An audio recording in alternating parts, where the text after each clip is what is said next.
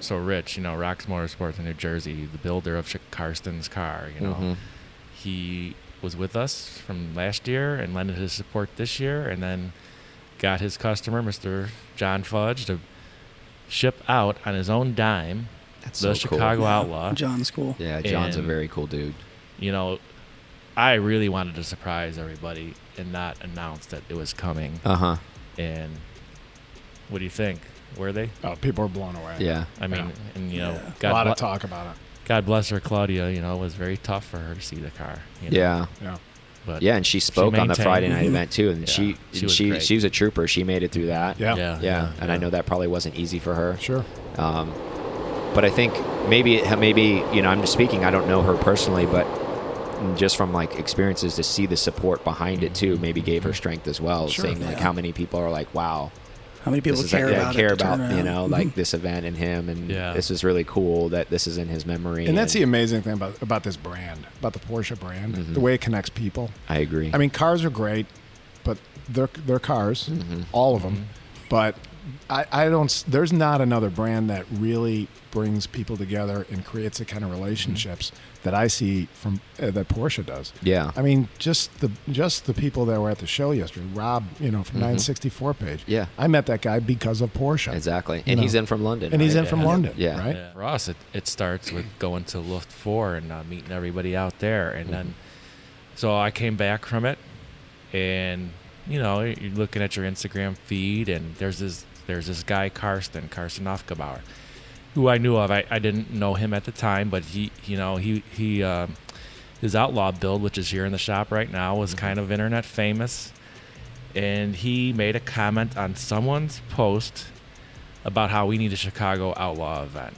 And actually, not too long ago, I was like, I gotta find that goddamn post, right? And I'm like, where's this spark at? Where could it be? And I'm like, you know what? I think it's probably Andrew Florin. So everyone out there probably knows Porsches, right? And so I'm looking at his posts along the timeline of Luft 4, and I couldn't find it. So maybe it was Andrew, maybe it wasn't, but whatever. Didn't get to find it. So that whole summer of 2017, we're at PCA events, our local region, talking to Karsten, getting to know him, and then one Sunday after another event, I'm like, you said something about the Chicago Outlaw event. I don't have an air-cooled car. Kind of do now, almost. So that's another episode. Exactly. Stay tuned for episode 2 on that. Right. So I just say to him, I'm like, man, I want to support this event, volunteer, whatever, or let's just do it. And he was right on. He's like, cool, I don't care. We both said, I don't care how many cars we got. The hurdle is doing the first one. So that lingered a while. We talked about it. Some more people came on board. The third man after that would be John Westra.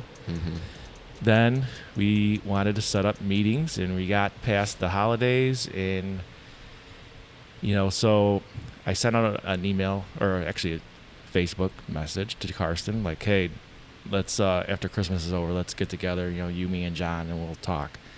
That message never got a response. So then I see on his page that he was gone, and I had got a message from him for Christmas just wishing me happy holidays, and did the same to him and everything. Yeah.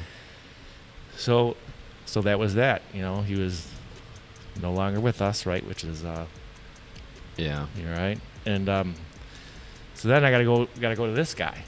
So there's a winter swap meet, and we met there. You had a customer there, I think, with a 964, that navy blue one or whatever. Yeah.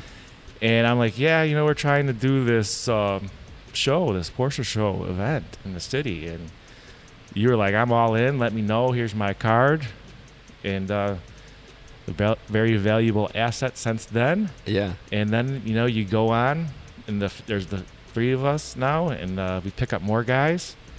More people want to get involved. And John Neurater, who's a very big Porsche guy and owns a brewery, he gave us the location for our first event. And nice. I don't know. I guess it's kind of like a rest is history kind of deal, right? It kind of snowballs, right? Yeah. It does, So once you start to spearhead it, you start to spearhead it, and everybody kind of says, all right, they're not talking, they're doing. Yeah.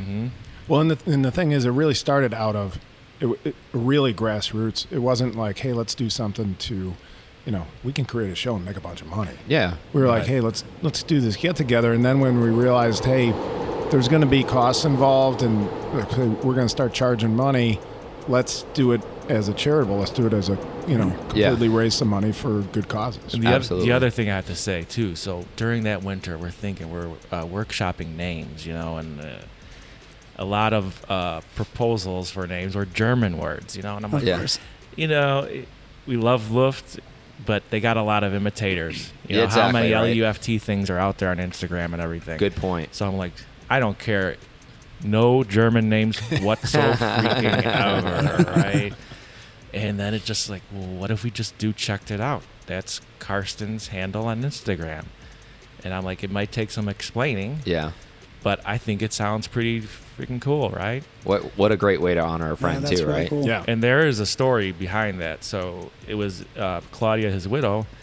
It was their little tongue-in-cheek thing. So Karsten liked to go to Cars and Coffees and check out cars. So he told her, I'm going to check it out, some cars. He didn't really have much of an accent, but he was from Hamburg, Germany. Yeah. And that's just the way he said it with her. And he said it with a wink and a smile to her every Sunday, like probably getting his hall pass to go do his thing. Exactly. And then Instagram happened for him, and that's the way he made his handle, and we're thankful for that. Yeah. It's fantastic, and honoring him. Exactly. What a great story, born out of a tragedy, essentially, and a great way to honor a person like an enthusiast, and good for you guys for doing that. Super cool.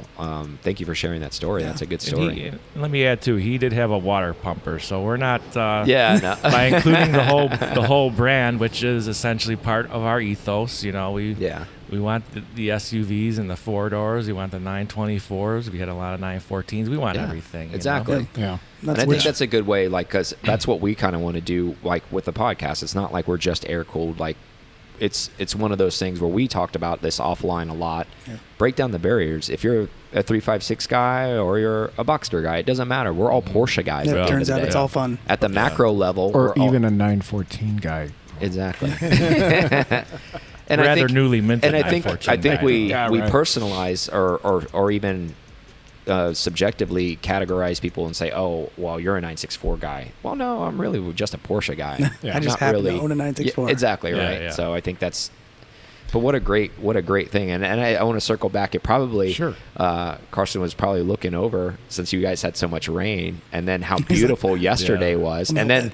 Yeah. Like, for everybody who doesn't know, we're not from Chicago, but Andy made a good point. He's like, if you don't like the weather, just hang out for a little bit. As this morning, Sunday morning, it's a little dreary and windy out.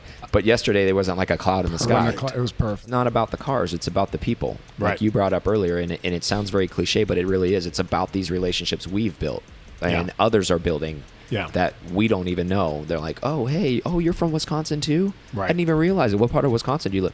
You live 15 minutes from me. Yeah. You live in the town over. Right. I didn't even know you existed. Now those guys are maybe getting together offline and driving, and then next year they're caravanning together to come to the show. Yeah. And that's what it's about. It's building those relationships. So even if your car doesn't get in, that doesn't mean you can't build a relationship. There's plenty of people that flew in to the event, us included. Right. And we've met tons of other people, and they're like, oh, yeah, I know you on Instagram. I follow you too. We actually follow each other. Right. And hey, let's be honest though. When you're at an event and you don't have your car, it's kind of a letdown. I agree. No, trust me. I definitely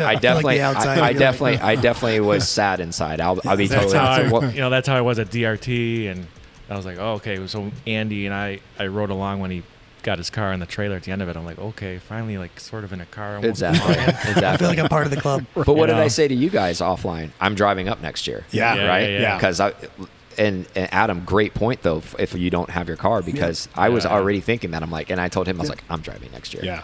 That's what this event did to me. I was like, I want to drive up next year. Right. And even it's a long haul for me from Florida, but it's worth it. For sure. Yeah. I would recommend have a trailer to somewhere in South Carolina, and then do South Carolina, North. Do the good stuff. That I might do that, and transport it, drop it at a friend's house in South Carolina, drive it up, and get the good roads. Exactly. Hey, and bring Mr. Perbanik with you, would you? Yeah, I will. We can get Mark.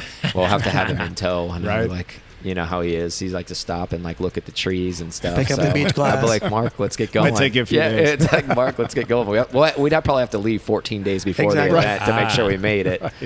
Save up your vacation. That's right.